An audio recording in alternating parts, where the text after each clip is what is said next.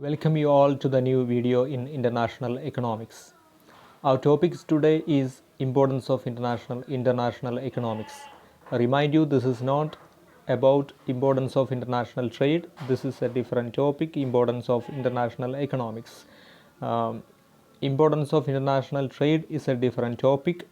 As you know, trade is a major contributor for the overall development of a nation which is involved in international trade. This is not about that. This is the importance of international economics. International economics, as you know, is a branch of economics which deals with the economic relations between nations. This is a branch. International economics is a branch of economics. It deals with the theories and practices related to international trade, foreign investment, factor mobility, foreign exchange, balance of payments. So this is international economics. As you know, I repeat, this is a branch of economics, deals with the theories and policies or practices of international trade, foreign investment, that may be foreign direct investment, portfolio investment, mobility of factors, labor mobility, capital mobility, foreign exchange, and balance of payment. So this is a branch of economics. So we are studying about the relevance of studying international economics. This is I repeat again that this is not about the relevance of international trade for the development of a nation involved in international trade. This is the relevance of studying international economics. Let's quickly enter into the topic, importance of international economics. The first point I have to say that this is important to understand international trade theories. There are so many trade theories, as I point out that there are traditional trade theories, there are modern trade theories, and there are so many other theories developed in line with classical and modern trade theories. So we have to understand the trade theories which explain the basis of international trade. So all the understanding the trade theories is an important matter in international economics, as we have to know how does the trade will happen, and how does the gainful trade will happen. It is also important to understand the changes in the theoretical framework on international economics. The trade theory is not a single theory. There are so many trade theories, starting from classical theory, and there are so many trade theories developed in line with classical trade theory and Heckscher-Ohlin theory. There are so many theories developed after introducing these theories. So this is important to study for a student pursuing international economics. In the practical side, it is important to understand the international trade relations. That means the trade relations of different nations. What are the effects of the trade relation? For example, the trade relation between India and United States. India and United States are the large trade partners. United States has been a major trade partner of India, and we have been enjoying trade surplus with United States, as we are exporting more commodities than our import from United States. So what is the effect? What are the effects of that trade relation? Nowadays, the United States President Donald Trump has been talking about the export surplus, the trade deficit of United States with India. So they have been asking for India to reduce the trade restrictions on certain commodities that can be imported from that can be exported from United States to India. So we have to understand the effects and issues of international trade relations. That is important point. Another one is understanding the financial relations between nations. For example, the case of Japan and India. So Japanese companies have been investing in Indian economy. So they have been investing in various sectors of Indian economy. So there are so many automobile companies, Japanese automobile companies. I don't remember the name, but you might remember the name. The automobile companies from South Korea, from Japan, from China. MG Hector is NG Motors is a Chinese company. So they have been investing in Indian markets. Similarly, Vodafone is a British-based telecom company. So they have made their financial foreign direct investment in India, taking over Hutch years back. So this is understanding the financial relations between nations. So this is another important point. The next one is familiarizing with foreign exchange market transactions. So foreign exchange market is a vast area where so many transactions will take place, so many kinds of transactions will take place. There are so many agreements will take place for the transactions in foreign currency. So in the foreign exchange market, the commodity transacted, commodity bought and sold is foreign exchange. That will be international currencies in common. That the most traded foreign exchange in the world is United States dollar, followed by euro, Japanese yen. JPY is the ISO code of Japanese yen. EU R is the ISO code of euro. Then Canadian dollar, CAD is the ISO code of Canadian dollar. Then AUD, Australian dollar, is another international currency that has been transacted, bought and sold in the foreign exchange market. So we have to be familiarized with the transactions and agreements. There are so many kinds of agreements. I am not going to detail the agreements right now. We will discuss about that later. So that is another important point while talking about the importance of international economics. Another point is, so there are so many international financial institutions which have been functioning in various countries to cater the needs of member nations and the entire world. For example, IMF is International Monetary Fund. This is to ensure international liquidity for ensuring export bill, import bill payment, investment facilitation. All these are done by IMF. So IMF, so we have to understand the functioning of IMF.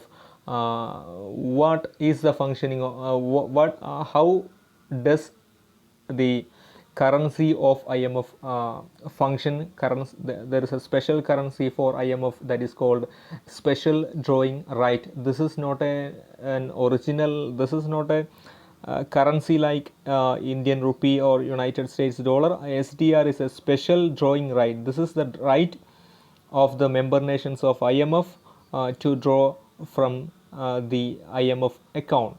So it will be transacted in various currencies, but it has got its own value like United States dollar. So we will discuss about that also later. So there are World Bank is another financial institution to cater the needs of the developing economies for the reconstruction of those nations. IDA is another nation at the international level. ADB, Asian Development Bank, is another major financial institutions. Recently you might have heard the news about ADB extended their support to India, which is reeling from the COVID-19 pandemic. They have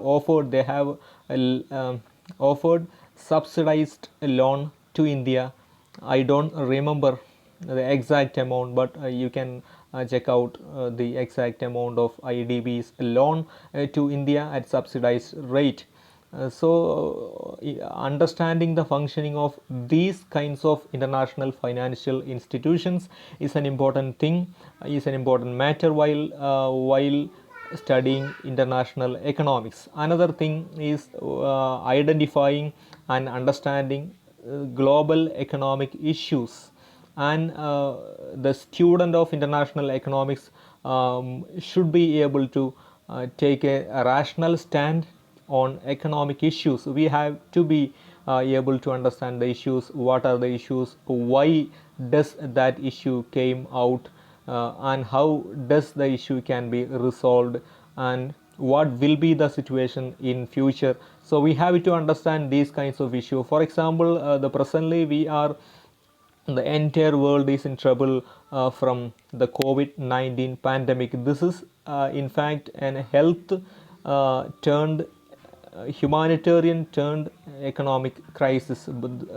This is both health crisis and economic crisis. So how does this happen, and why, how do we can overtake the situation, how do the nations regain their pre-COVID level production? So this is understanding these kinds of matters is an important important thing while we study international economics. So another point is understanding the mobility of factors across the international borders. So recently, nowadays the nations are closing their borders. There are so many restrictions to cross the border. So we cannot enter Pakistan easily. We cannot enter even China. We cannot enter Sri Lanka without a visa. We cannot enter. We cannot go to Sri Lanka for work in with a tourist visa. So we have to get the permission from the Sri Lankan authority, and we have to get the work visa to work in Sri Lanka. There are so many restrictions are imposed in crossing the borders. So factor mobility means mobility of labor and mobility of capital. Labor mobility is a kind of emigration from one nation to another nation for work, and crossing the borders for tourism purpose is not the factor mobility. It is just the import and export of tourism. So so here we have to understand the issues related to Brexit. That is the exit of Britain, United Kingdom from European Union. So this has made so many changes in regulation, in rules and regulations for the mobility of non-European nations in United Kingdom.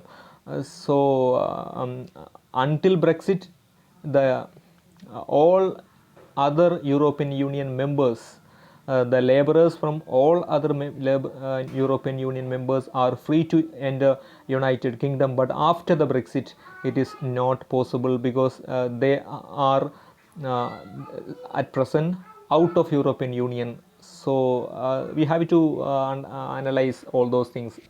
So you read about that as per your convenience. So another matter is the financial mobility. This is the mobility of capital. This is the mobility of money from one nation to another. That means the investment. I have to earlier I talked about the investment made by South Korean automobile company Hyundai. I think Hyundai is from South Korea. They have made investment in India, in Chennai. They have a plant. So that is their foreign direct investment of a South Korean brand of Hyundai. I think it is from South Korea. Anyhow, so this is the financial mobility. So how do they get the permission from the government of India? Is there any permission required to make such investment in India? Recently, in the COVID situation, Chinese Central Bank, I think it is PCB, People's Central Bank, that is the Central Bank of China, they have sought the investment they have invested hugely in HDFC. HDFC is an Indian housing finance company and bank.